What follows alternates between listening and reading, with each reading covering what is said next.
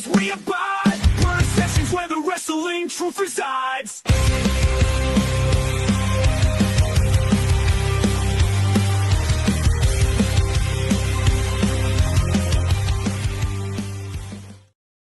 Welcome to another episode of Purr Sessions Wrestling Podcast. I am your host, the main of Maine, Big Cat Tyler Adams, and I'm here today with the only co-host that seems that they want to be on the show, the hardcore maniac, JP O'Reilly. I love it here. It's I love it so much. I'll always be here.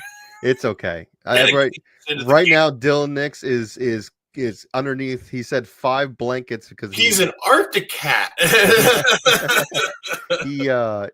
he accidentally ran out of oil, so hopefully I don't know how he accidentally. Well, he filled it in the summertime, and I know how because he told me about that. I've filled mine twice already, and it's only January. So, but he has a 250 gallons. He filled all 250 in the summertime. I don't even know how big mine. He probably forgot. It's a big size one though. He probably forgot about it and then checked because I even looked at myself because once he said that, I'm like, I got oil last week. I want to make sure that I got to make sure I got oil. Today just refilled and it was a half a tank. I had it filled like not even a month and a half ago. It was like Thanksgiving maybe or a little bit after. Yeah, half a tank gone in a month. I was gonna say I think I filled mine 3-4 weeks ago, 100 gallons, and I'm already at 50 gallons now. So it's like, yeah, I gotta. Why we're in debt. Oil. We're bitching about oil prices and shit like that, but at least we don't get tornadoes and hurricanes and all that other bullshit. Yeah, we just got the air that hurts our face. I mean, the Arctic winds, which was what Monday was what -20. Well, if you think about it, too, without wind chill. 2 years ago in February, we had like base -6. I think it was like -60. Something like that. In February, and that was because of wind. Like it was so bad. I was gonna say it was -20, and then it didn't include the wind chill, so it was a lot more than that. Yeah. I know. I think I think yesterday was the worst. Yesterday was the worst. I went and started my truck for work, and it's like oil pressure low, everything. I'm like, that's not good. Know it's cold and you gotta. I think the worst thing. This is coming from me, the deathmatch hardcore worker. I think the worst thing in the world that you can do is filling your tires up in the coldest possible conditions because you feel like you're fighting for your life out there, especially if you don't have any gloves, because you can't even use gloves when you're doing that, and then your hands are essentially just falling off. Like it's the worst thing ever. It's kind of sad because the job that I do, I have a freezer. I drive a truck with a freezer. It's kind of sad when it's warmer in the freezer of my truck than it is outside, and my truck runs at 0 to -1. So it's like, wow, this is a lot warmer than being up there. Sad. That is, oh my god. Yeah. So yeah, I started my truck and it was like little oil pressure. I'm like, ooh. I'm like, but I have to move the truck. I have to move the truck because where we are placed, because we had to relocate because the company that we used to be a bigger company, and then we got bought. Half the company got bought by a different company, and then the other half stayed on its own. We didn't realize how much we were keeping them afloat, and they just went under. They just went under this year. So they're done. So they looked at us as like, yeah, we'll let you rent this for $25 million a year. Whoa. And we're like, for the bill? No, we don't need that. No. Yeah, it's like we don't need we don't need that much. No, thank you. And so we relocated somewhere else. And where it is, there's not just us parking the trucks, there's all other companies parking their trucks.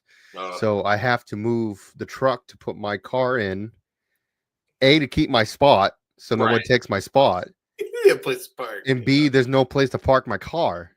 Oh no. So I have to park where the truck is.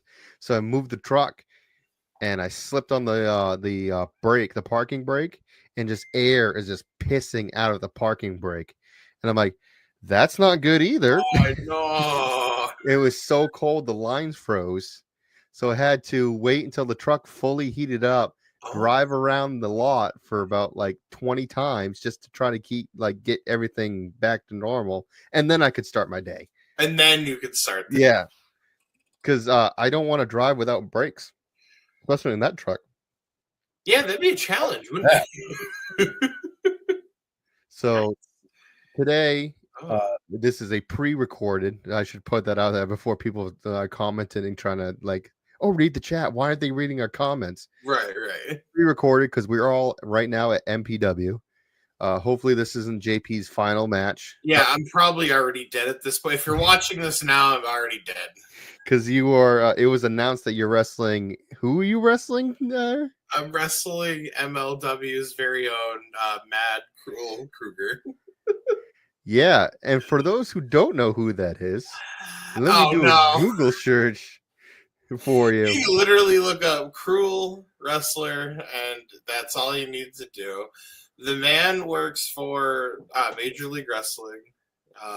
If people watch Major League Wrestling, it's a weekly televised event. It's also on YouTube. Stuff like that. There's a lot of talent. There's some good New England talent that are on MLW. BRG's on MLW. Yes, quite a few people on there. And currently, KRULE is the #1 contender for the MLW Championship. The current champion at MLW is the newly crowned Matt Riddle. So KRULE's going to be wrestling Matt Riddle at some point. This right here could just just the visual. Yeah, I'm dead. If you're watching this now, it's already past 9 o'clock. I'm probably on my way to a local medical facility and being put to the morgue at this point. So, and these photos aren't doing justice because he's almost 7 feet tall, right? He is 7 feet. He is 7 feet tall.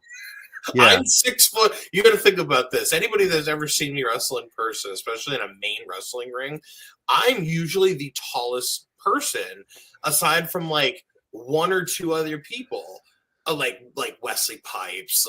Jason's 6'3", 6'4". Yeah, but me and Jason almost stand toe to toe. I was gonna say I'm a little under Jason. This man has a almost whole foot on me. Yeah. I'm dead at this point. Is your title on the line? Or is it just an open challenge? What I know right now, I have issued an open challenge. So as of this moment, I would talk to Neil and see if you can revoke if it is for the title. How wild no, I can't think like that. No, the mentality. No, I'm going to retain the title. I don't care if I have to commit an actual murder. Can I say that? No, I can't say that. No, you cannot say that on this podcast. I will commit YouTube's terms of service. I'll commit some sort of event. Atrocity to keep your title. Yeah. Oddly, ironically enough, his name is Atrocity Cool on Facebook. But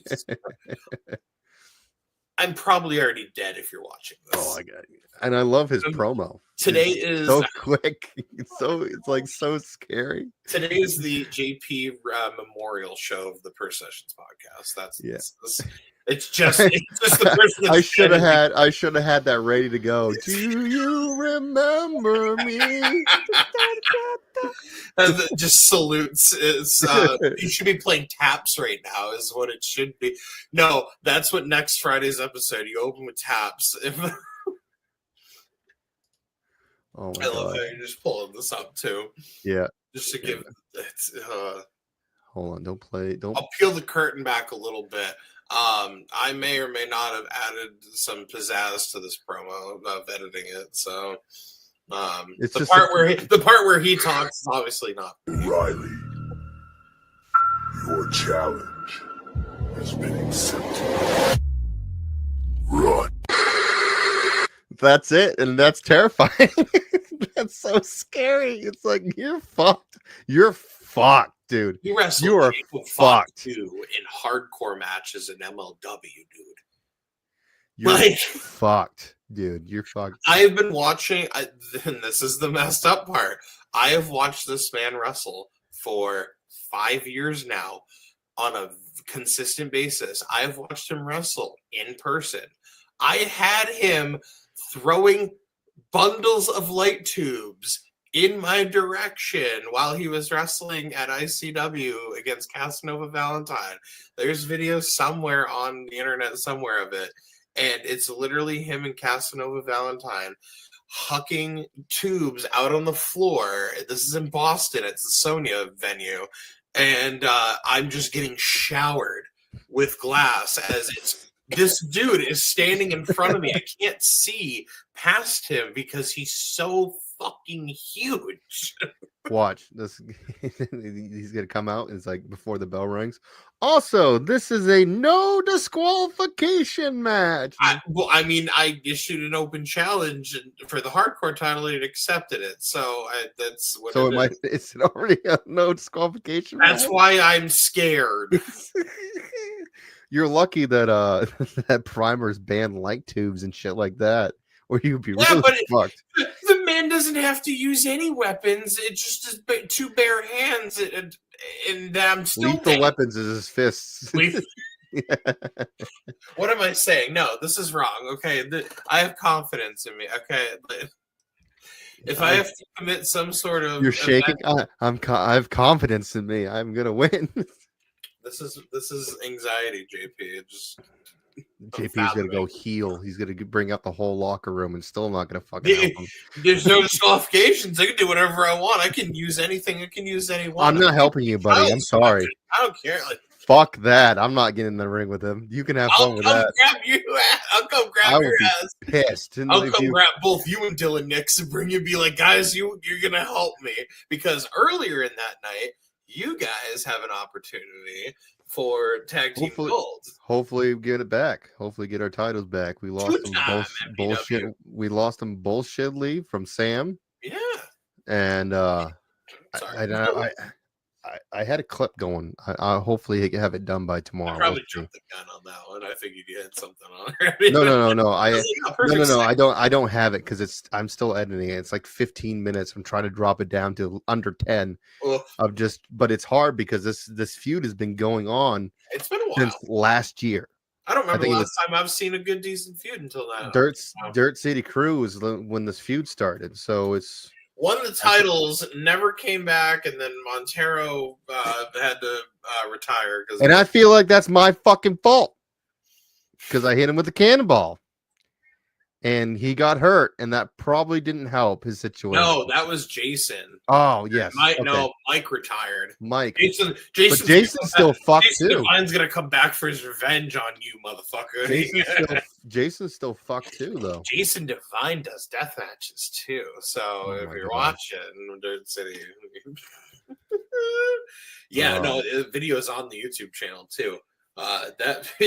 I've never seen anyone injure another man with a cannonball.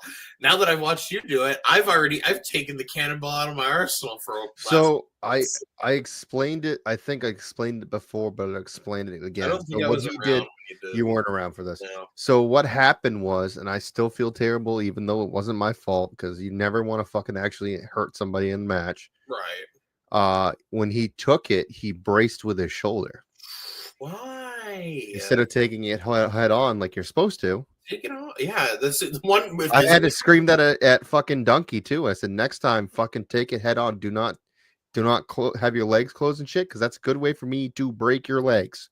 When you get hurt, like open. Alan Prophet at the last ever redacted pro wrestling event in Brewer. I call it redacted because I'll never mention them by name.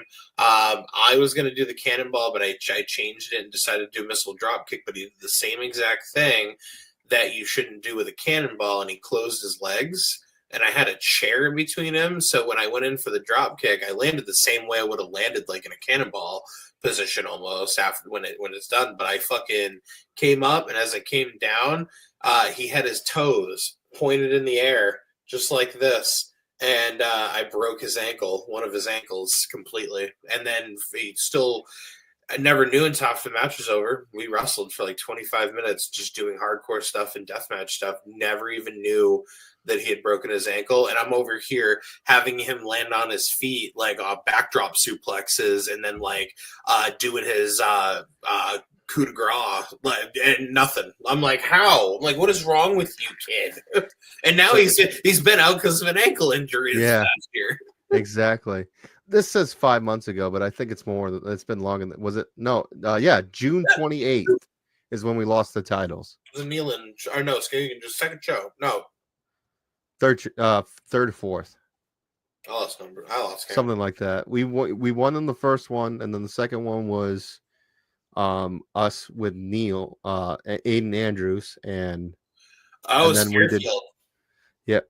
And then we did. We defended him again and won defending it. It was the Brian Nealon because Jay fucking broke his. No, he didn't break it, but he fucking killed his knee. He jumped off the apron, and when he landed, he fucking tore his knee. Dude, everyone out here getting fucking hurt. That's probably gonna be me next because I haven't done shit in over a month because I've just been too busy. Same. Yeah. I'm gonna die. Yeah, I haven't done any training or gym for over a month. I've just been so fucking busy. Yeah. With the podcast and shit like that. But yeah, no, June 28th. June 28th is when this all shit started. So this has been just ongoing bullshit. So we'll find out. Hopefully, but that if it was find out right now, it'd be happening as people are listening. Right.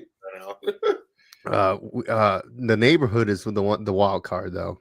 Because I've never fought the neighborhood. I've fought in each individual guys.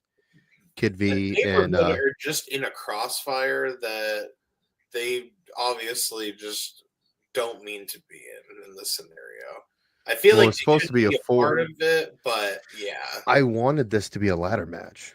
I wanted this to be a ladder match, and they said no. That would have been great. Because it's just because they had already done the ladder match for the openweight title. It still would have been so much better. Just if we're having a 14 ladder match, would have been fucking dope. Oh, it would have sucked because I would have taken some stupid bumps. Yeah, you would have. I would have been proud of you. Oh, me and fucking I'm not gonna say who was fucking talking about spots. I said I will 100% take a fucking powerbomb on the ladder, and he's like, "Yeah, I'll take your fucking senton off the ladder." Stupid shit like that, like dumb shit. Dumb shit once in a while. I've done my fair share of dumb shit. I haven't done it in a while. Stuff that makes sense. We don't want to go into AEW territory where we just do spot after spot after spot after spot. No, just build a story, make things fucking make sense. Yeah, me jumping off a 12-foot scaffold totally made sense. Absolutely into a. You wanted to do that, buddy. No, that was supposed to be. That's right. That was supposed to be effort. Yeah, and then I decided to got scared team because somebody got scared. Oh, bitch. Oh shit! I'll say it. So this is basically like a relaxed pod for tonight. I didn't really pull up that much because usually these ones we try not to go over an hour, like hour and a half is max. Like we don't usually typically do like a 3-hour show like we normally do. So I didn't pull off a lot because I like shooting the shit because you never know what conversations and shit that we go down. But we've been busy for the last month or so because guests and just Netflix premiere, just so much. Yep. So much shit going on with the podcast too. Trying to get that because I'm trying to actually make this into an actual company. Right. So because apparently you can't do ads unless you're a company, which is fucking stupid. You got to LLC it, yeah. Yeah. Well, I didn't know that because I was trying to do Spotify ads and stuff like that, trying to get more eyes and ears to the podcast. And they're like, just give us your business information. We'll be good to go. I'm like, I don't have any of that. So it's like this is a small YouTube channel that but I'm trying to grow. I don't have any of that shit.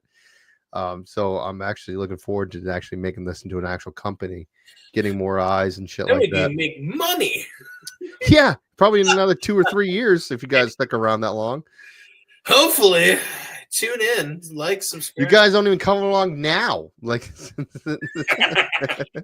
hey, you were telling me we're boosting numbers, okay? Yeah, so, I don't give like I'm just shitting, joking shit. I don't give a shit. If I was paying you guys, it would be a different story. I cannot expect everybody to be on the podcast every week and not give them fucking money. It's like, no, you guys need to do this. This is a commitment. No, fuck no. Do your own shit. Also, family comes first and shit like that. And some people, some days are rough and they don't need to be on the podcast. I understand that 100%. Right.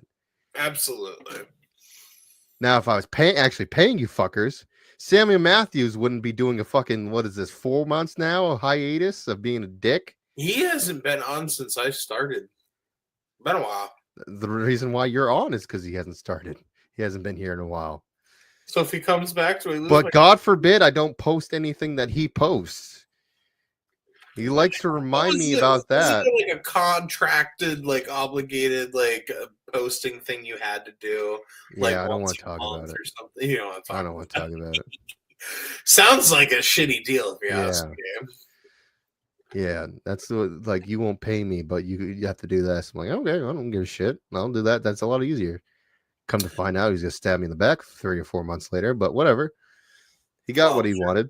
I'm sure that's going to be least of his worries, as probably currently at this moment of hearing. When I shove it in his fucking face, the title. Like, I want the title back, you piece of shit. Like, but that's getting feisty. The claws coming out. I did pull out fucking some clips, and this one's been making the rounds with Allie Katch. And oh my gosh. So there was a GCW. So there was a GCW match. I don't know who her opponent was. It was Effie. Effie? Yes, Effie is a phenomenal worker. They were. This was the end. This match was supposed to be the ending of a elongated feud that they were doing. Well, it's definitely an end.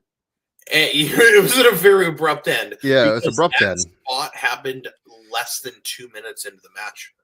And it was really? Yeah, 2 minutes into the match, and that match was to determine who would face the GCW World Champion Mance Warner in the Effie. And it had to be Effie. And then Effie went on and won the title. It took the title off Mance Warner. So 2 minutes into his like #1 contenders match, Allie Katch just snaps the leg. I guess he lucked out because he wasn't fucking winded or anything like that. But also during the whole thing of the injury, Mance Warner came out of the blue, grabbed Effie, and put him through an announce table. Just out of the blue. Okay. And it was like, and the funny part is he didn't know. He knew that we didn't know that it was coming.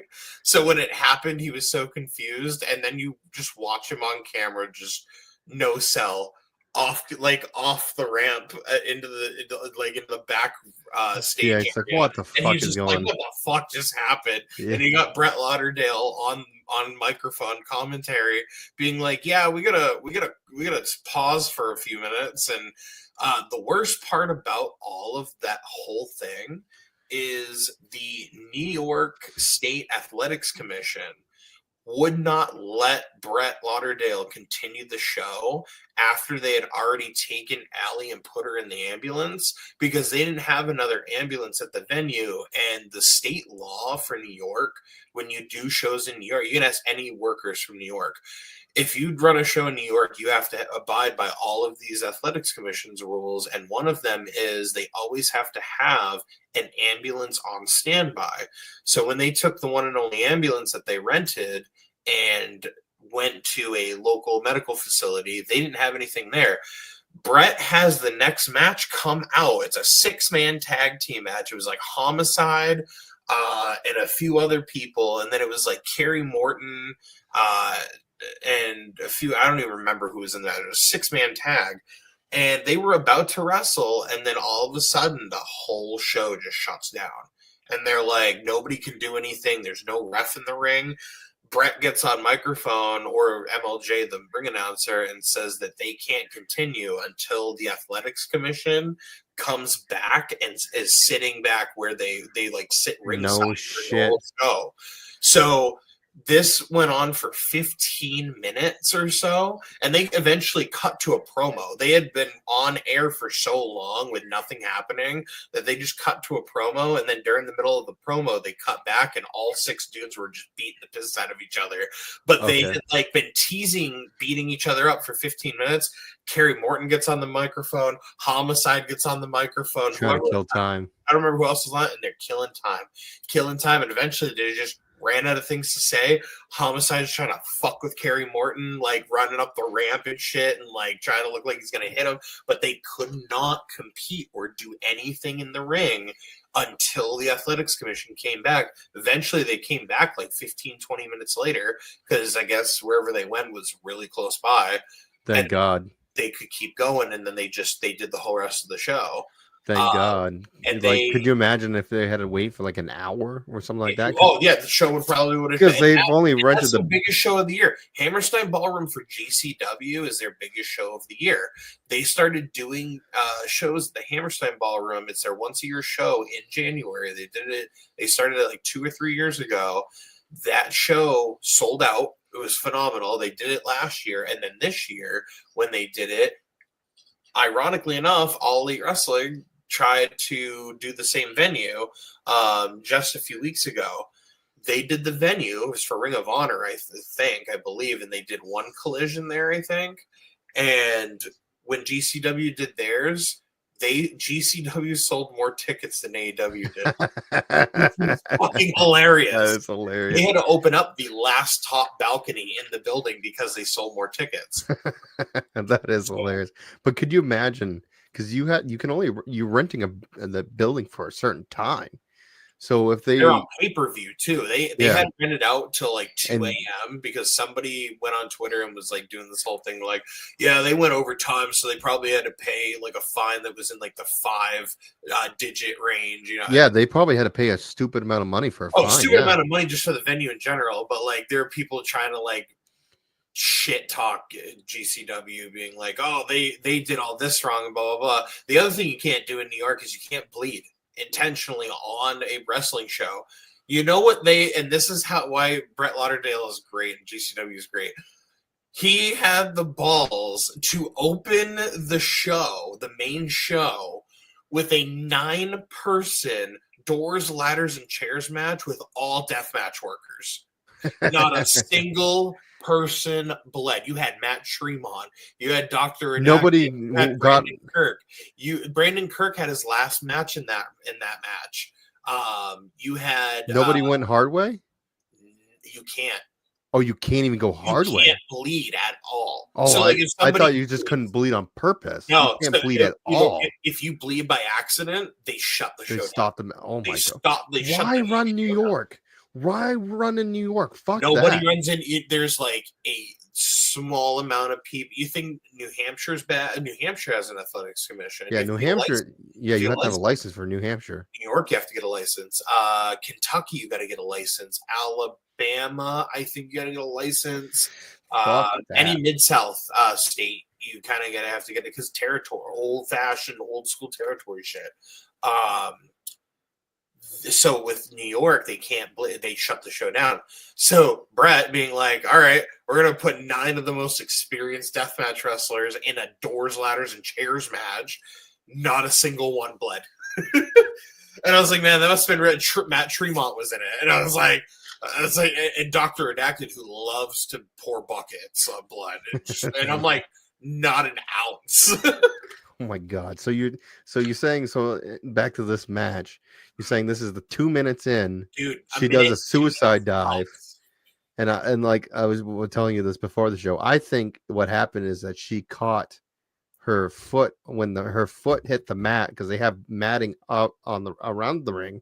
Yeah. I think once she hit the mat, her foot did a dead stop, but she kept going. Her momentum kept going and broke her leg. And then we have video of it. So hopefully this doesn't get age restricted. If it does, we'll have to edit it out. Oh God, it's so hard to watch. Yeah, it is hard to watch, but all of our Spotify viewers and listeners are just like, what is it? So she's getting ready for the suicide dive. Oh, it's in slow-mo. That's even worse. No, it's on slow-mo. Oh no, it looked like it was. Allie Katch, Allie, Effie, boom, and takes him down. and her foot is completely facing the opposite direction. Her Oh, leg fuck. looks like a cooked noodle. Champion. It was bad. I don't know if you can mute the volume. Just so Yeah. that you can just analyze. Yeah. This. So she's getting ready for the suicide dive. She's on the opposite side of the ring. She dives, and in that dive, from this angle, again, you can't tell.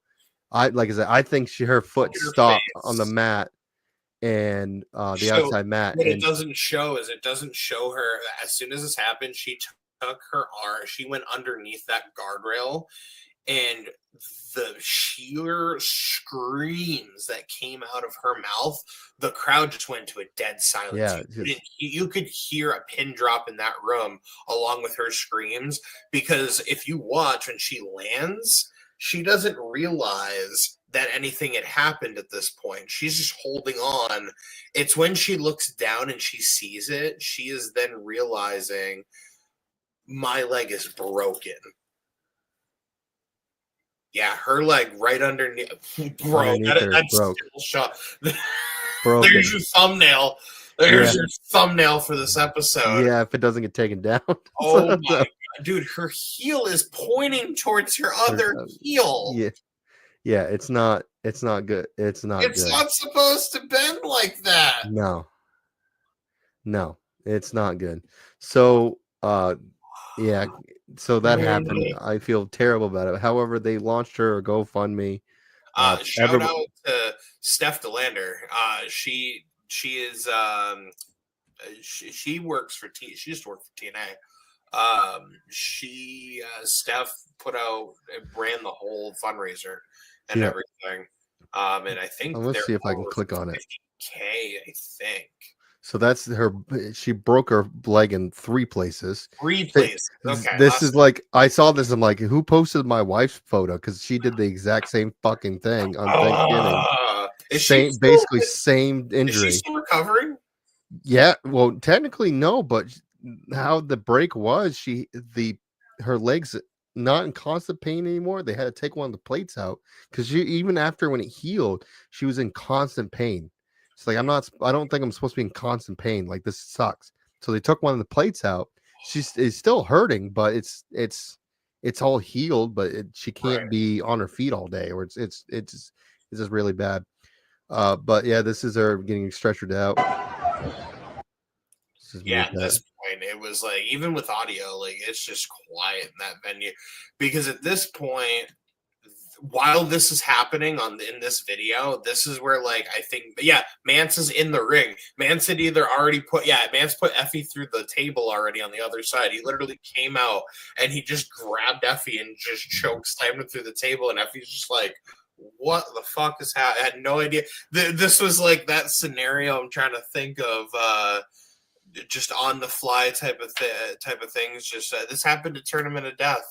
Nick Gage, he literally died and came back to life. They literally had John Moxley, Sami Callihan, dudes, back from then, coming out and just on the fly, just doing work in the finals of TOD, because they had to do something so that everyone was, like, crazy worried about what was going on.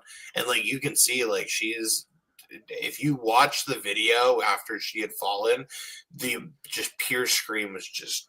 I don't think I've seen. I don't think I've seen that. Like, I haven't found anything of that. It's just on the. You have to watch the actual pay-per-view they probably don't have past the break. It's just the 30 seconds after, like, those, like, videos that you can see online, and all you hear is just her screaming at the top of her lungs. And you can tell by the commentators, they didn't even know what had happened. It was after she started screaming that they figured out, oh, something is terribly wrong. Then they saw Mance come out and they're like, wait, something is going wrong. Then Brett came on to commentary and was like, Allie's hurt. There it is. 51,000. That is nice. That is awesome. She met her goal.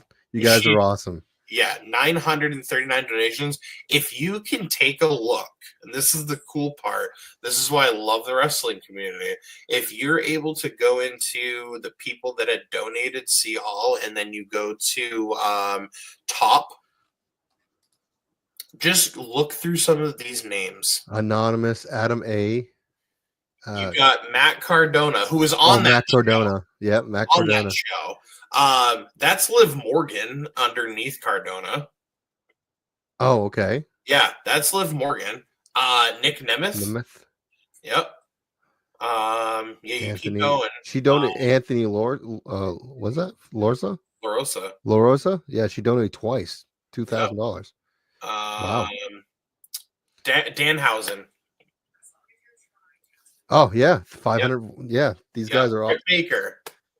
Yeah, Britt Baker. These 500. are people that are like big name people that, you know, because of just how this whole industry and business is, the amount of care and support that there is from all of these people, even the biggest names that are on TV to this day for multi-billion-dollar corporations are donating to a local indie female wrestler.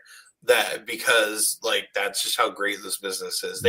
There's people in that donation list that probably have never worked with her or may have only worked with her once, and they're out here donating 4 figures like it's nothing, and that's insane. That is insane to even think about. So we'll also see this update. She undergoes surgery, was successful. She was discharged this morning. More updates to come. So she's already out of the hospital. Out of surgery. Shout out to Steph DeLander for making that GoFundMe. Yeah, awesome. Met their goal. That's fucking awesome. Yeah, great and all, but that recovery doesn't matter how much money is raised. That recovery is probably going to be the hardest thing in the entire world for her to get. She will probably be healed up, and I think it was when my wife was like 4 or 5 months, but. I don't. 5 months doesn't mean that you're gonna fucking wrestle. No, I don't recall her having a significant injury in her career at all ever. And I've been watching her wrestle since pretty much she started. She used to wrestle up in North Atlantic New England Pro Wrestling Academy. Do stuff up there. She may have done something for Limitless. She did some Limitless shows earlier. Oh, yeah, probably, yeah. Way back in the day, like early first 5 years, stuff like that. But she is a very well known New England stable for sure. Yeah. So yeah. That it's awesome that all that people like care so much about wrestling to just pour that money in and help her out. Who she is. They don't, yeah. Like and they're putting money into it. Like didn't ask, just love of the business. And when I broke my tailbone, I just got a pat on the back and $5, but and a cold hot dog. And a cold hot dog, and then I sat on a therapeutic pillow for about 6 months before I could come back to wrestling. So I don't know if you saw this or not. So Tony Khan is reporting to deny Ricky Starks his release. I don't understand the concept because he's going to WWE. Why are we denying his access and just forcing him to just be part of a company where he's not doing it? Like this is the same. This is the same scenario with WWE. They know he would go to WWE. They're making sure he's not going to. He's gonna go there as soon as it's up, anyways. It's just a matter of time. It's like the same thing with Malachi Black, because there's been reporting that he is. It's gonna happen. He is actually getting out of contract with WWE, the AEW, and possibly heading back to WWE. And I guarantee it, they're gonna do the same thing. They're gonna say, "Nope, we got you until 2027. We're not gonna get out of this." I feel like he's gonna get out of it, and what's gonna happen is he's gonna show up at the Rumble. That would be awesome, but I don't imagine. Entry one is fuck it. Say Cena is entry one. We'll do fantasy booking here. Cena comes out, everyone pops, and they're like, "Cool, we're gonna have a 1 through 30 scenario with Cena." Entry number 2. You hear those fucking drums hit, dude. You hear that? If they throw his old theme back in there, Like as a man, some people might know as a one John Alba was the biggest fan of Malachi Black's theme music.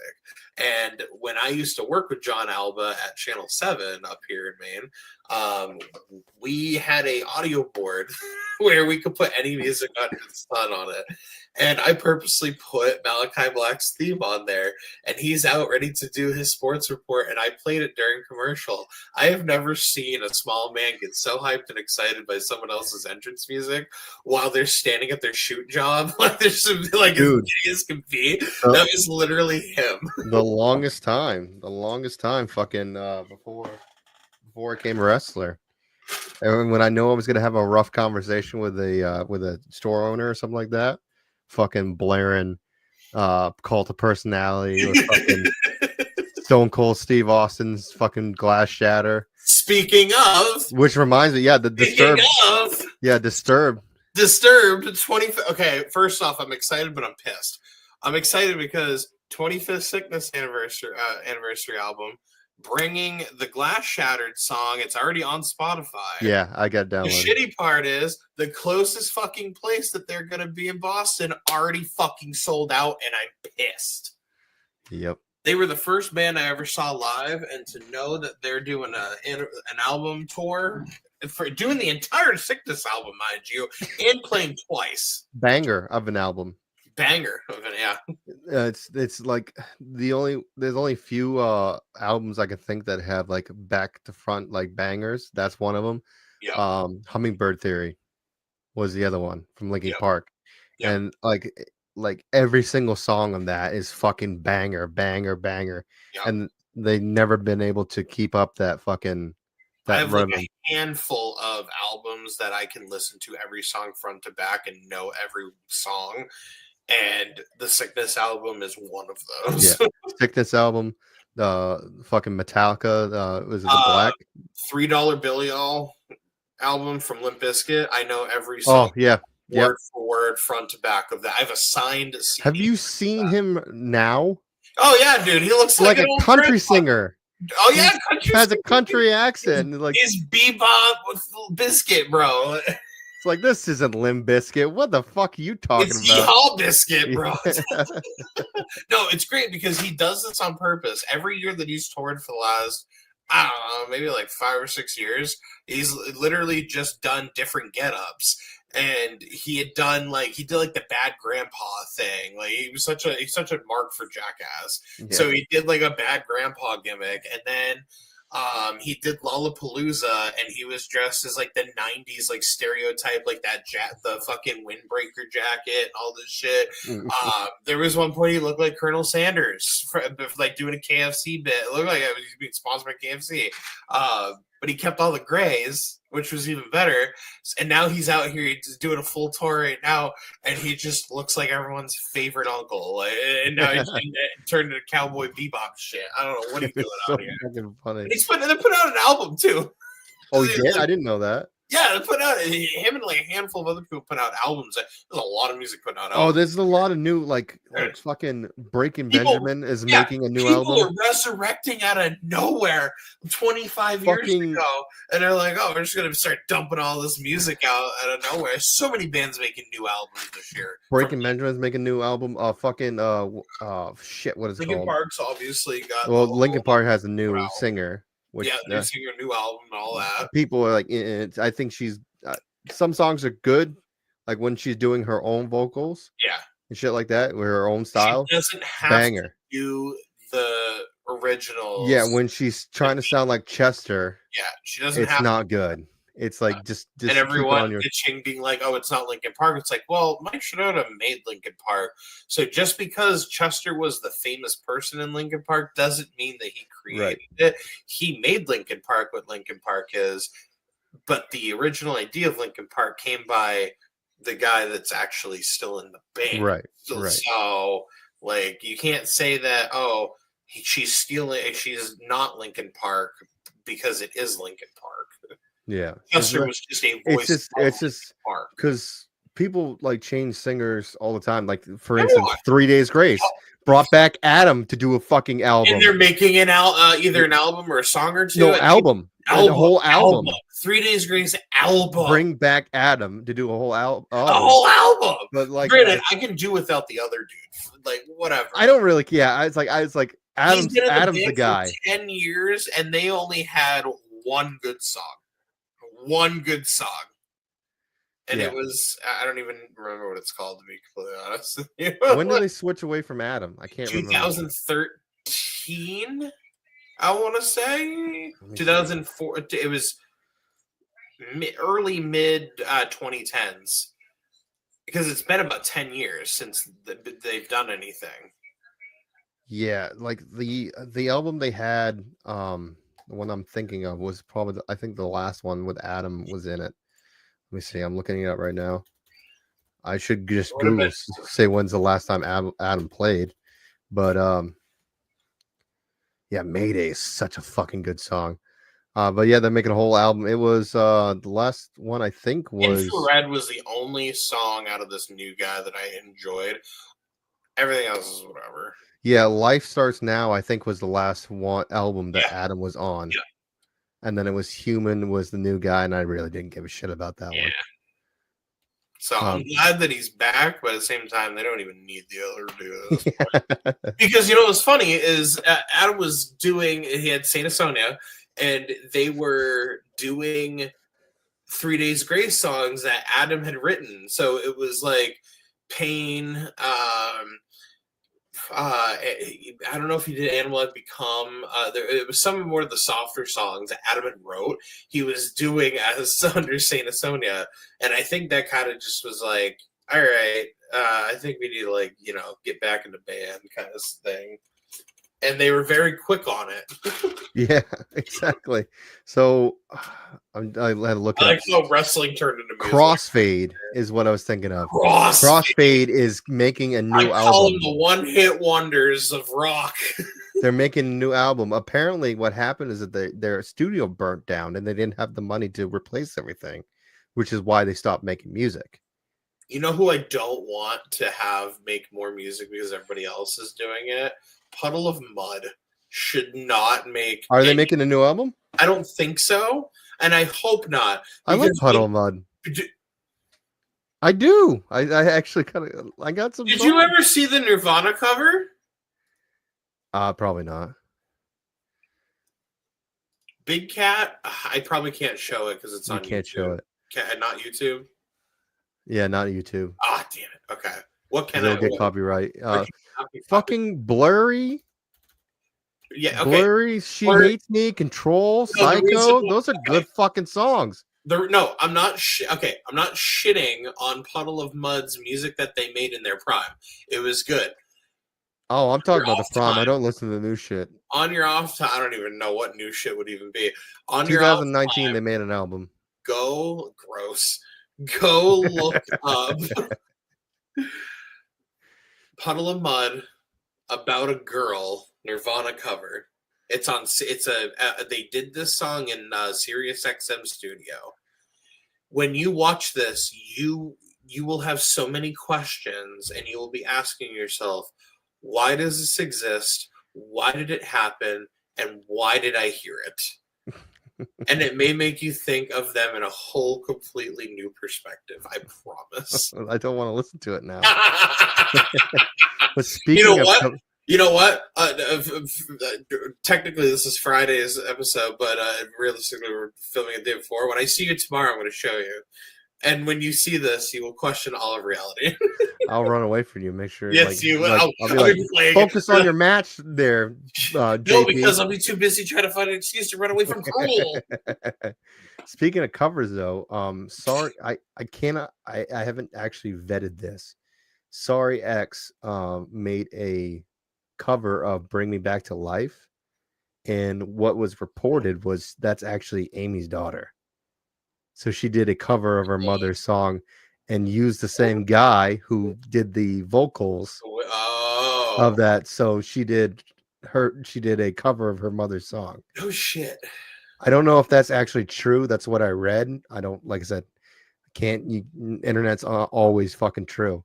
You know what I'd love to see in that scenario too, in the different side of music, is I'd love to see Aaron Lewis's daughter do a song or cover and be like, "Why is my dad a piece of shit?" Apparently, for a while, fucking Eminem's daughter was fucking doing rap and shit, and then she freestyling out here, and then but she never made an album or anything like that, which was surprising me. I think she knew that if she got the fortune and fame, she'd probably go down the same road her dad did. So, yeah. She gonna, start writing songs about a boy and then, having a start doing coke and fucking blowing guys. So. Oh no! Yeah, we don't need that from Haley. No. God, she needs to stay. Her father will have a word with her. Yeah, he's very protective of Haley. I cannot imagine a diss album of just Haley and Marcus just going back and forth. Oh my God. It's probably why she hasn't done it, because fucking, like, could you just imagine the diss tracks of people like on her or anything? Well, not just that, be like, oh, guess what? I've been with Haley, and this is blah blah blah blah blah, because this is the road she's been down now. It's like, yeah, I could not. Eminem would be actually killing people. I could just fucking see that. He's very protective of his daughter. Oh, we went off. This was fun. The Purr Sessions Music Podcast. Well, this is the pre-record. It's like they don't give a shit. Let's just talk about whatever. Yeah, because then you can just trim it and cut out the bullshit. Well, I do that anyways with the clips I post on YouTube. I just clip the shit that I like. And if you want to watch the full episode, you can watch the full episode here live every Friday, 9 p.m. Eastern Standard Time on Twitch and YouTube. Or you can, audio listeners can listen to us day after.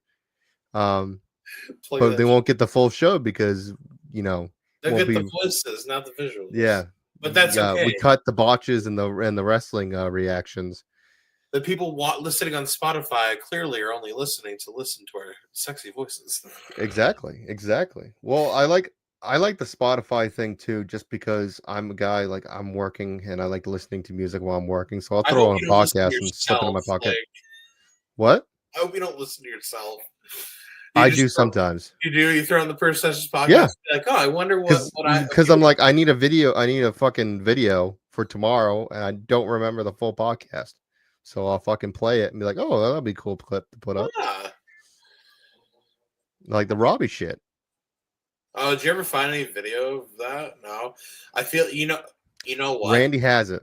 I was about to tell you. Randy has the hard drive. Archives of all the IWE shows ever filmed. All their the way password, their password blocked, and nobody has the password. Eric should have it. Nope.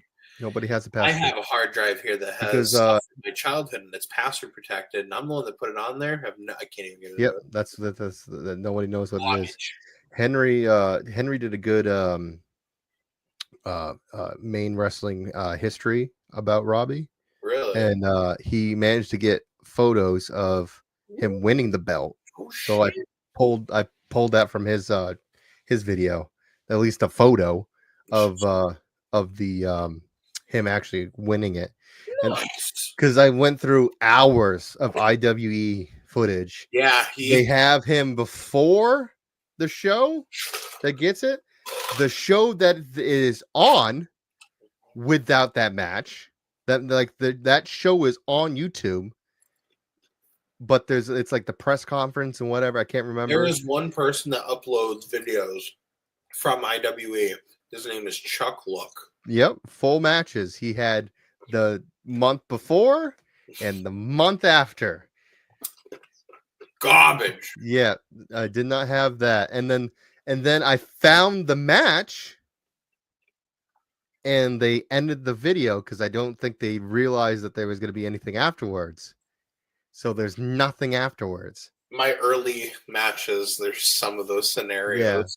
Yeah. And I'm like, guys, you missed the ending because the bell rang and the video just ends. I'm like, what are you doing? So my thing, I always tell anyone that is doing video, especially for a show where I'm not doing the video, I look at them dead in the eyes. Yes, I'm looking at you, Tyler Collins. Look at them dead in the eyes, and I say, don't stop recording when the bell rings. You keep recording until the talent leaves through the curtain.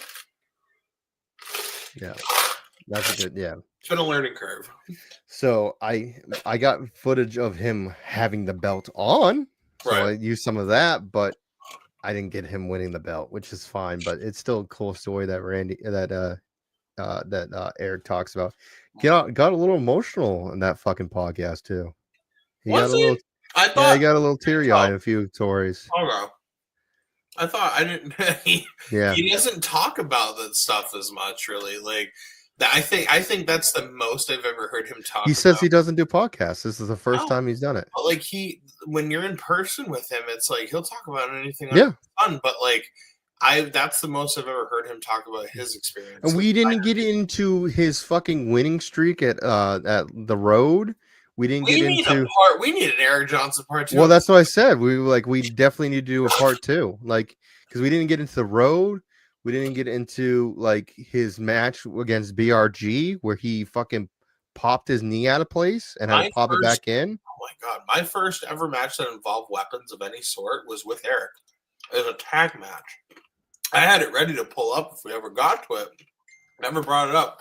But like, well, everything's there's because there's so much shit for IWE, dude. There's so much that when he was running it, wild. And I didn't want to bring up the fact, that they killed it. So I kind of just wanted to enjoy like his stories of him because he ran it for what 10 years. No, it wasn't even 10 years. No, it wasn't even 10 years. Not him. No. When he started it in 2000, like. Under how he was explaining it, and then officially had it under his own belt in 2008. When it ran all the way up into 2018, right? Because when I first start, 2019, right? Because when I first started is when it died. It ended March for the first weekend of March in 2020. Yeah, I was gonna say because when I first started training, he sold. I found that out. He sold the company like mid to end 2016. So he sold it to Sonny and Bomb. Sonny and Bomb bought it, and then they took over.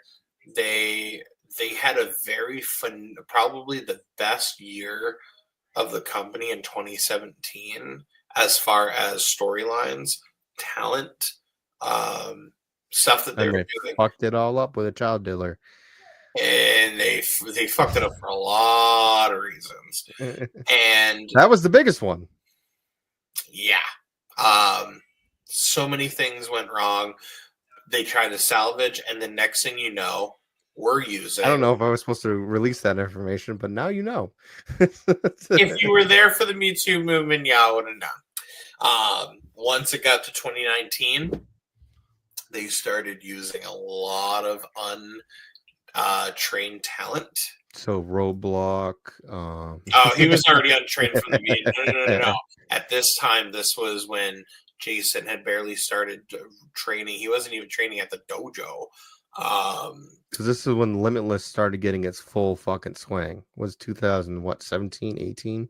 Limitless started 2015. I know they started 2015, but they didn't really start taking off. 2017 was like they took off in the beginning. They were still doing great in the beginning. You had MJF, you had Darby Allin. But that's what I'm saying. It started taking off in like 18, 19. So 2018 is when Let's Wrestle started. But Let's Wrestle was like the New England hub for all of those boys and workers that like weren't all the way up there yet, but they were getting their foot in the door. If it wasn't for Let's Wrestle, you wouldn't have Alec Price. If you didn't have Let's Wrestle, you wouldn't have had Mortar, which were like the two like they showed that in the fucking Mojo at the Dojo, the clips of where they started versus where they're at. You wouldn't have like the staples that are still there, like Calvin Strange. Like a lot of people started. Calvin Strange, fucking Ava Everett. Yeah. Davian. Yeah. There. All those people started at Let's and they went up. But then, of course, before the dojo, there was a time before the dojo existed where you had a group of people locally that wanted to train. And they didn't have anywhere. There was nowhere to train except for IWE, which was like.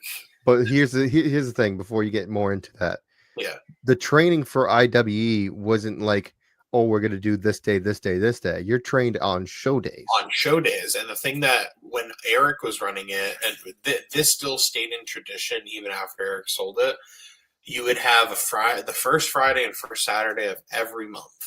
IWE ran every single month at minimum every first weekend of every month, and then there was an occasional random show, sometimes like the third weekend once in a blue moon. Like you'd have like a Dexter show or an Island Falls show, or you would have like something randomly in the North Greater Bangor area type of show.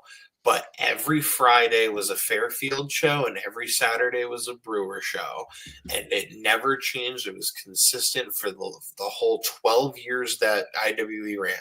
So my first 6 months was just training at those shows. A lot of kids in that era of time before the dojo, you had Jason Maverick, you had Lights Out Lee Miller, you had guys that aren't around anymore that were only around at that time, and you also had like Alan Prophet, you had Frank Yeager, you got all those guys. They had nowhere to train, so they trained with IWE, and then eventually they went, and because they weren't getting the experience that they wanted, because all that Sonny and Bob wanted was money, because you know Sonny and Bob are just money hungry eating mongrels. We can see what happened with the company. See what happened with the company is that they were too greedy, and they didn't, and they wanted all of this money, but they weren't making all of this money, and they were booking some ungodly, fathomable shit towards the end. And I was like, what? And it's just like as WCW. soon as those kids went away from IWE training and started training at what was called the Dirty Dungeon, which ironically was a place that was that with Cousin Larry? No, this was Sean Killian, Mason X. Okay. I would help and assist them there, but none of these kids were like not ready to be in a ring. Sonny and Bomb just took them and started putting them on shows, inexperienced, because they knew that they didn't have to pay them and it saved themselves spots, and thought that it was the greatest thing ever and that it would work. It did not work for a lot of them. It worked for some, but it did not work for all of them. And it's very thankful that nobody got hurt. That nobody got hurt, one, and two, that most of them, because I unfortunately can't say all of them, most of them chose the right path and went to the dojo. Right. Some took longer than others, but a vast majority of them went and got done at the dojo. Now you have those people trained, working all the time, doing matches, and now you got Jason, right? Who has came a long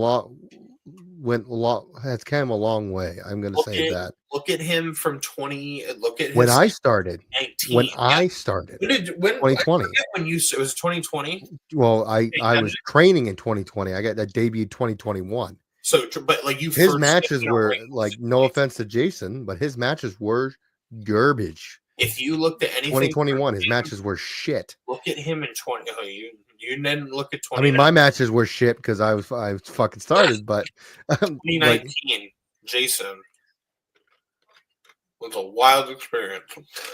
His matches were shit, and now he's putting out fucking bangers. But he knows it. BRG and Jason Maverick is a fucking great match. I was editing the highlight videos from this past year for people that wanted 2024 highlight videos. That was the only match when I came across it that while editing it, I just ended up watching the entire thing because I remember being there. Fucking good. I was in the room when BRG and Jason are wrestling each other. And the moment, and to me, being a worker, I've been wrestling for 10 years now at this point, I got worked. And when I watched Jason pin BRG at one point that I knew was the end and he kicked out, I jumped 6 feet out of my chair and looked across the room and said, "Are you fucking kidding me?" I was like, did he really just fucking kick out of that? I seriously think Jason should have went over that night. That is one of the few times I would have ever, when it came to that scenario, that he should have went over. He should have went because as soon as that happened, no offense to Jason, but he has not had a caliber match that Rip Bison popped. But I can't. Rip Bison. So I can't say the first Rip Bison match. I did not like. I did not like at all. My personal opinion. When they came back to Milford and did that match again, good fucking match. Very good fucking match. Would you say that it was better than the BRG match, or was it up there, same level? No, it was up there, but it's not as good as the BRG match. The BRG match. Here's the thing. I think the reason why the first one wasn't so good is because I think Jason was fucking nervous as shit, which he should be. You're stepping in the ring. Me currently at the moment of this taping being live right now. Yeah. Shitting my pants. You're stepping in the ring with the former Limitless champion. Granted, he had a match with Channing Thomas, but it was at the It's a little different.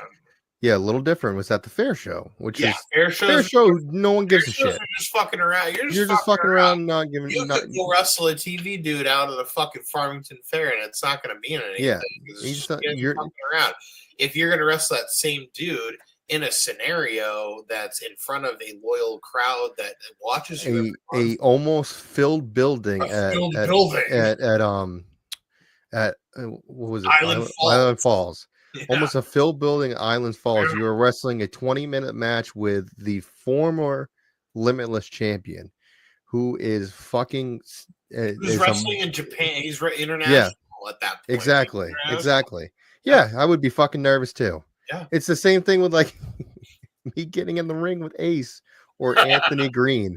It's like I'm not supposed to be in here. In the ring with Akira. I'm like, I should not be in the ring with this guy. I think KRULE's scary. No, when I wrestled Akira, I was like, okay, this is going to be cool. This is going to be fun. No, it was miserable. It was terrible. I hated every minute that I was in the ring with.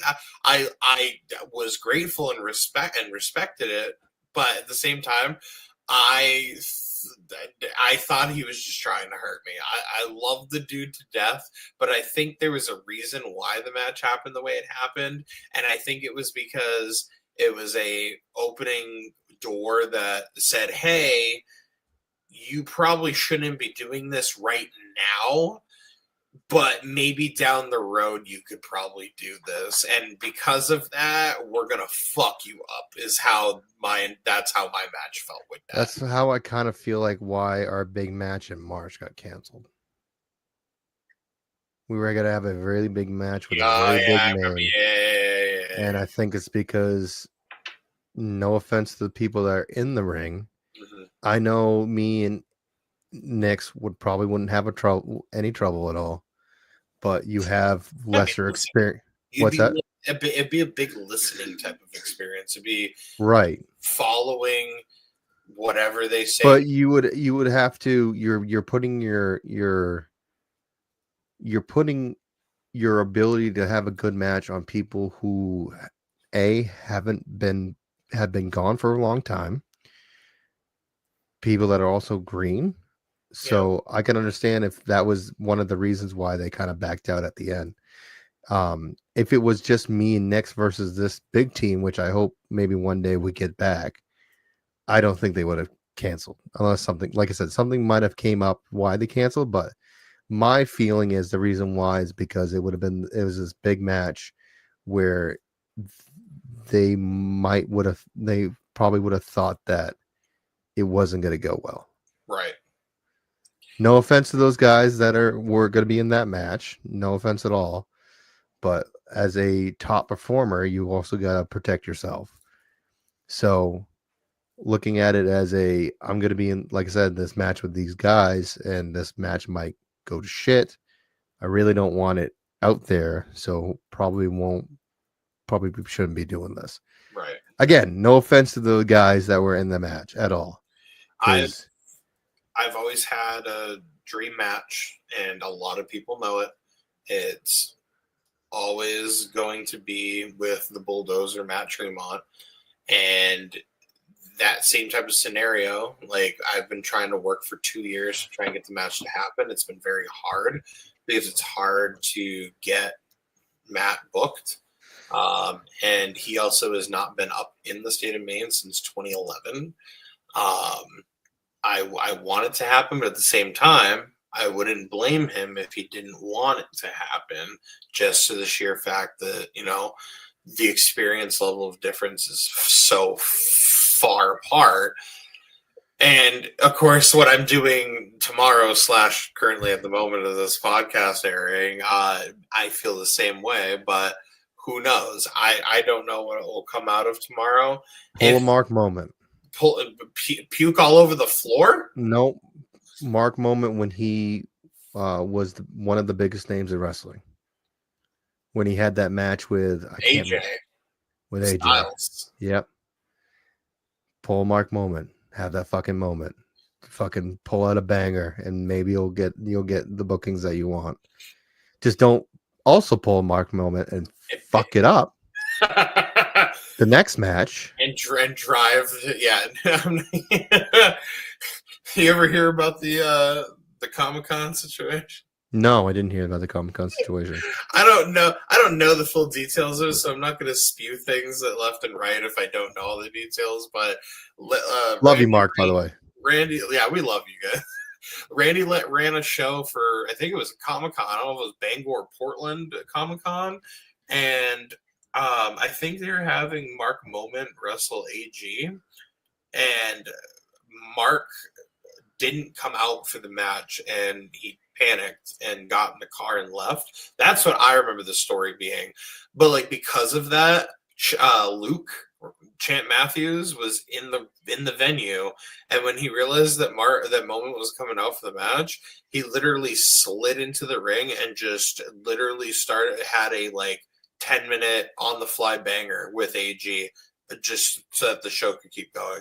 Called the entire match on the inside. I forget what show. It's a Comic-Con show.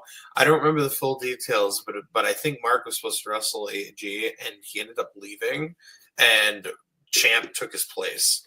There's video somewhere. I don't know if it's probably not on the Limitless page or anything, but but there was video of it taken, and you can clearly see that Mark did not wrestle in the match that I think it was advertised specifically to be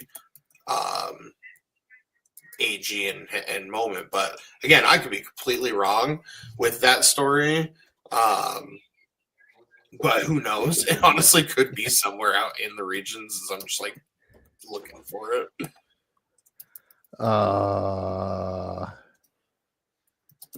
Yeah, I don't know. I don't see it. But speaking of AG, you saw what happened last week. Yeah. Man, I never thought that's one of those twists and turns. You get it. You be in the business for as long as you do, and you can kind of feel things out. You can kind of just be like, "Oh yeah, this is gonna happen at this point. It makes sense. It's gonna happen." That is not one of those scenarios whatsoever. I could see. I knew something was gonna like. I watched this live for the podcast last week, and I could tell something was gonna happen because there was so many run-ins and shit like that. And as soon as after the second run-in, I'm like, he's not gonna win. He's gonna drop the belt. Wasn't expecting this though. So Desmond Cole just hit the Swanton bomb, pin Channing Thomas.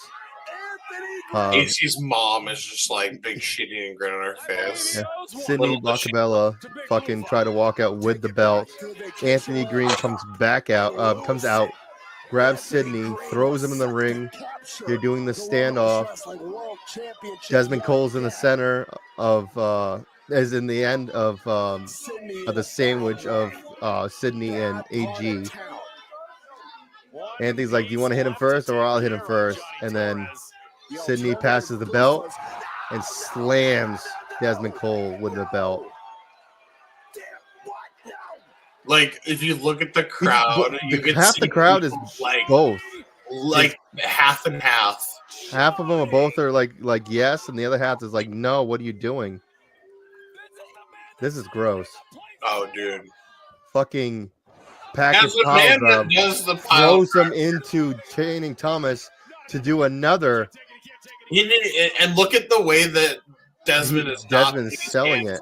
He's not even posting, which is terrifying because he could fuck that shit up. Yeah. I love the ending of this because the crowd was pissed. The ones that stayed were pissed. Yeah. I love when Aggro and Haru come back out. And yeah. Along, like, that's what I'm saying. Like, because you get, I think it's when they start posing, is when it looks like the crowd is, it looks like the crowd is getting, like, at the ring, fucking booing them.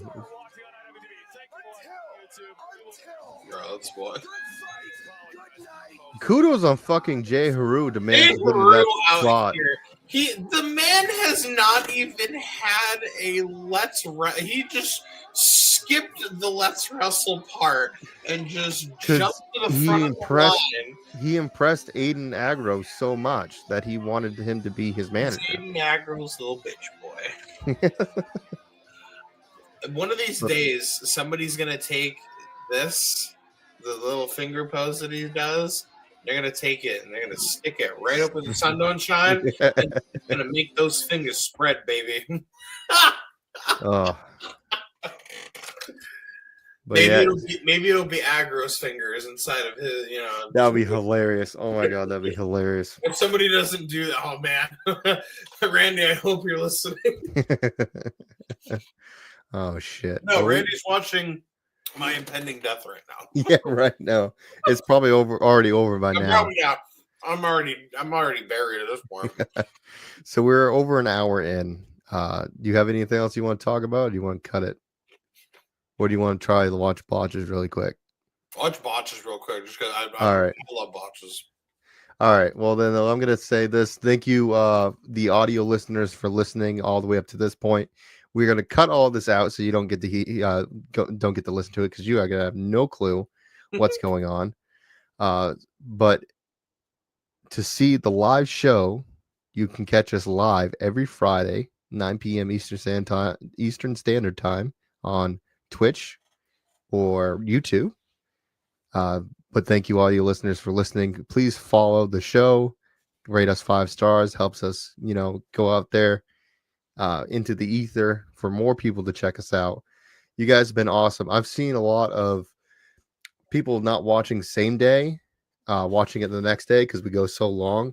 Yeah. I really wish I could change the time of the show, but at this point, really can't. Yeah, with real life.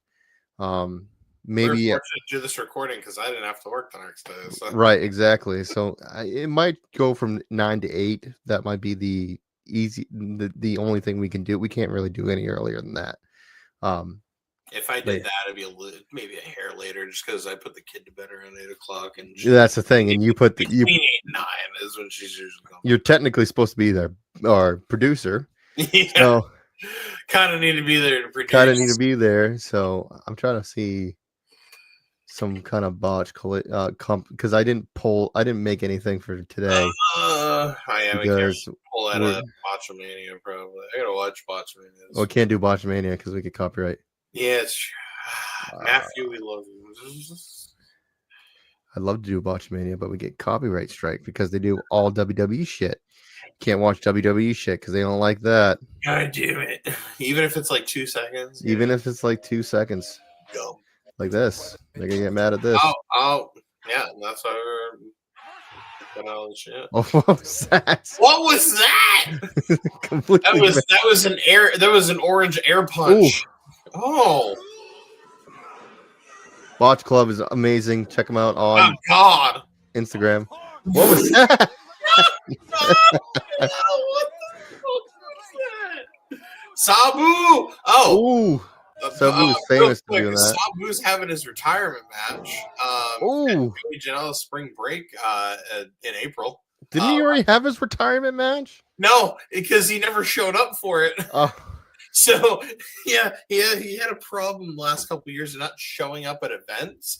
So, at that show, Allie Katch broke your leg at the Hammerstein show. Joey Janela called out Sabu for his retirement match, at Joey Janela's spring break in Las Vegas during WrestleMania weekend. Yeah. So Sabu will be in Vegas for WrestleMania weekend. So who knows? We'll see. We'll find out. We'll see. We'll find out. See this fucking girl. We'll have 450. Head. Oh. And out. He's knocked He's out. done. He's out. Oh. And copyright. Yeah, Ooh, that remember that when he hit the back of his. That's not even a watch. Can't watch. Okay. Oh, that's poor editing. Oh, nice. The table didn't break. Whoa. Ooh, on his head. Oh, on his head. wow. There's a lot of head trauma here. On his head. I thought that was Teddy Hart for a minute. Jesus. Oh no, the top! Oh God, the ladder attack. Oh, this is a classic. Oh, the worst watch ever. CCW. Shout out to the best. Oh, floor. Copyright. Floor. Stairs. Right on the stairs. Oh wait, no, that's not. Oh, back of the head. That was Jesus Christ. I'm pretty sure it was Mickey Knuckles. No, I don't know, but that fucking sucked. Oh my God! Copyright. Okay. Thought that was Pete Corbin's not gonna lie. gross. Copyright. Oh my God. Copyright. Not copyright. It's Triple A copyright. Oh yeah, that was right. Becky wasn't supposed to win that match. Oh yeah. Okay. Oh my God, what was that? That was like Alexander Lee and me. Oh, dude, how did Ronda not break her leg? Right? Oh! Who was that? This was the fun. That was MLW. He fucking slipped out a banana peel. Whoop. I don't know who that. Dreamer is the one laying down, I think.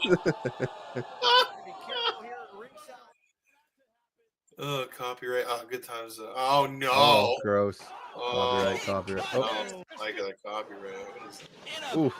What was that? His feet went I through know what show this is. Oh my God, that's either RWA or that's Chad Epic's rated R promotion. Yeah, I know that venue. Copyright. Is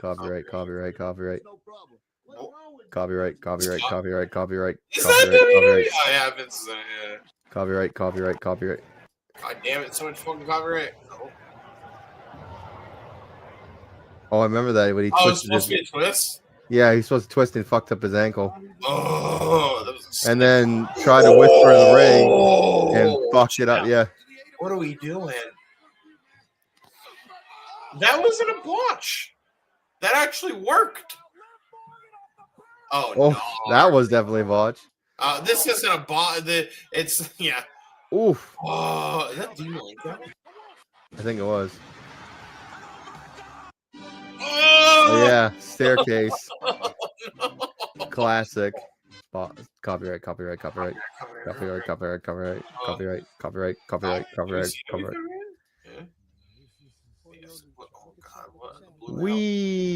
Nobody's there. Oh, he's dead. That's murder. Excuse me? Hard. Come on. What was that? Uh-oh. Hello? What is going on? What was that face, though? I don't know. What was that? What? Oh. I can't. God. Oh, he went to go huck it in the ring. He went to go huck in the ring and went to the crowd. Oh, no. Oh, yeah, I remember that. We were supposed to catapult him and fuck that up. Okay. Oh, wow. Oh, my gosh. It's amazing. Oh, he got the headbutt. He got the headbutt. Yep, exactly. Oh, my gosh. Amazing. All right, plug your shit. Let's get out of here. Currently, at this moment, I am dead in the fucking morgue. As I am one-on-one with KRULE. I'm gonna cut this hard cut to JP on the ground. It's literally gonna be a video of me dead on the fucking ground, dude. Me and KRULE are currently battling it out in Maine for wrestling. Saturday, tomorrow, we'll say this is live tomorrow. I've already passed that wall. I will be at Main Event Wrestling's Deep Freeze. Which is today. Club. It's today. Yeah, technically, yeah. I guess it'll be today when this airs. Yeah, when this airs, it'll be today. I will be dead. Dead. Yeah. All future bookings are canceled. I'm dead. No, I'm not committed to anything at this point because I'm dead. So, yeah, JP O'Reilly, Facebook, YouTube, Instagram, Twitter, probably Pornhub, RedTube, who knows? Who the fuck? Probably in there. Yay. Yay. Are you booked on the 25th? For MEW? I just said that. Oh, I think you said MPW. No, I said MEW. Oh, you said MEW? Okay, yeah, so you booked on Saturday for MEW. I go out till Saturday? No, MEW, 25th, Deep Freeze, Franklin Vets Club. I'll be there. I'm not booked. I won't be there. Causing shenanigans. I might be there. I don't know. You should. Well, it's Kenzie's on call, so I don't know if I'll be there or not. So Franklin's a little bit out of the way. The only time that she's fucking on call, I have shows. Right. So as far as any other future days, there's a ton of dates in March, but I can't even think of what they are. Yeah, I got some dates in March. I can't think of it either. I got itchies. Yeah. I'm sweating. My February is very dying. Now, so which is probably a good thing because I need to make money. All right. Yeah, that's a small show. Big Cat Tyler Adams on Instagram and TikTok. Tyler Adams on Facebook and Twitter. You can find Purr Wrestling Tees as well. Tyler Adams. You can find Purr Sessions on all platforms. Just type in Purr Sessions. Find us on Spotify, iHeart Radio, Apple Podcast, Pandora. Find us on YouTube and Twitch, and like and follow all that shit, guys. And I will be at tomorrow, which is technically today, hopefully winning the MPW titles back. MEW, I'm not booked, but I might go, depending on. You might have to take my spot if I'm dead. Yeah, I might have to. You might have to, yeah. Dude, that would be good. That would be good fucking booking right there. JP O'Reilly was supposed to wrestle today, but got killed by killed by a monster. By a monster. February 1st, Ring Wars 2. I'll be facing Hyper Putin. Yeah, I might show up for that. I might be, or I'll be. Yeah, after Eric gave you so much shit about it, yeah. If he makes me pay, I'm leaving. If I walk in there and he'd be like, you gotta pay a ticket, I'm leaving and going home and watching the Royal Rumble. And y'all can come to my house after you're done wrestling your goddamn matches. Come watch the Rumble with me. Let's Wrestle. I'm not booked, but I probably will be there. Milford on the 2nd. And then a bunch of March dates that I don't know right now. I don't think they've been announced anyway. March is busy. March is busy. Very busy. Very busy. Other than that, thank you guys for tuning in. Hopefully we'll see you guys next week. Hopefully you'll see belts again on the back. Hopefully JP won't be dead. And and we'll see you guys next week. Peace. Boy. Kawaii. Purr Session signing off, but we ain't saying goodbye. Keep your fans like steel reaching from the sky.